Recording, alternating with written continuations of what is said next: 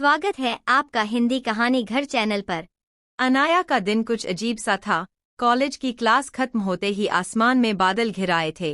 हल्की ठंडी हवा चल रही थी जो गर्मी में भी एक अजीब सुकून दे रही थी। वो हमेशा की तरह अपने रास्ते पर बढ़ी, पुराने बस स्टॉप की ओर, जहां अक्सर भीड़ कम होती थी और शांति ज्यादा। आज वो कुछ ज्यादा ही खोई हुई थी।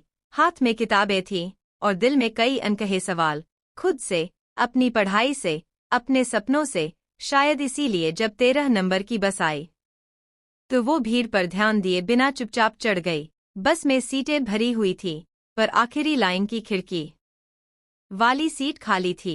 मेरी फेवरेट सीट, उसने मन ही मन मुस्कुराते हुए सोचा और वहीं जाकर बैठ गई। बैग गोद में रखा, सिर खिड़की से टिकाया और बाहर भागती दुनिया को देखने लगी। तेज हवा उसके बालों को छूती जा रही थी और धूप बादलों के बीच आंख में चौली खेल रही थी। कुछ स्टॉप के बाद बस फिर रुकी। तभी उसकी बगल वाली सीट पर किसी ने धीरे से आवाज दी, यहाँ बैठ सकता हूँ?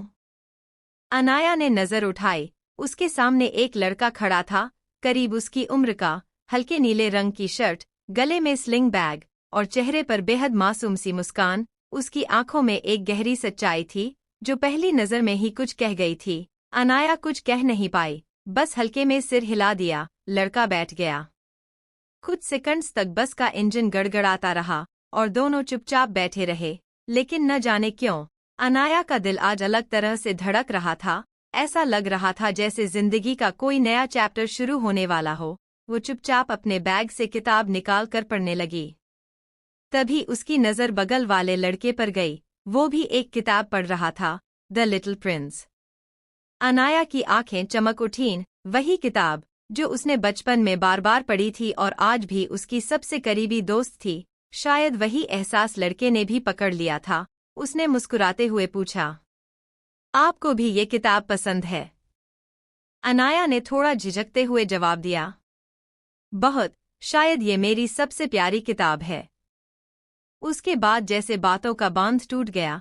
दोनों किताबों की कहानियों में, अपने पसंदीदा किरदारों में, बारिशों की चाय में और पुराने गानों की धुनों में खो गए। पता ही नहीं चला कि बस कितनी दूर निकल आई थी। तुम्हारा नाम? लड़के ने आखिर पूछ ही लिया। अनाया, उसने कहा, नाम के साथ एक हल्की मुस्कान जोड़ते हुए। और तुम? ऋषि, लड़के ने जवाब दिया। ऋषि, नाम सुनते ही अनाया के दिल में एक अजीब सी गर्माहट भर गई, जैसे ये नाम पहले भी कहीं सुना हो, शायद सपनों में। बस फिर एक मोड़ पर रुकी। अनाया का स्टॉप आने वाला था। दिल भारी हो गया। ऋषि भी यह महसूस कर चुका था।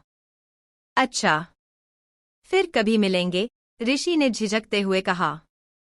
अनाया ने कोई जवाब नहीं दिया, बस मुस्कुराई और उतरने के लिए खड़ी हो गई। तभी ऋषि ने झट से अपने बैग से एक कागज निकाला, जल्दी में कुछ लिखा और उसे थमा दिया। अगर दोबारा मिलना हो तो, उसने कहा।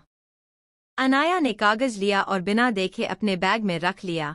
नजरें मिलाते हुए बस से उतर गई, दिल में एक मीठी सी बेचैनी लिए। रास्ते भर बारिश की हल्की बूंदें गिरती रहीं। घर पहुंचकर जब उसने बैग से वो कागज निकाला तो दिल जोर से धड़कने लगा।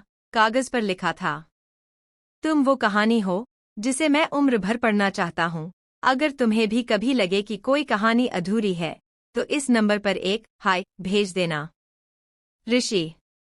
उस रात अनाया देर तक अपने कमरे में बैठी रही। बारिश की आवाज, खिड़की से आती ठंडी हवा और दिल की धड़कनें, सब मिलकर जैसे एक ही नाम पुकार रहे थे, ऋषि।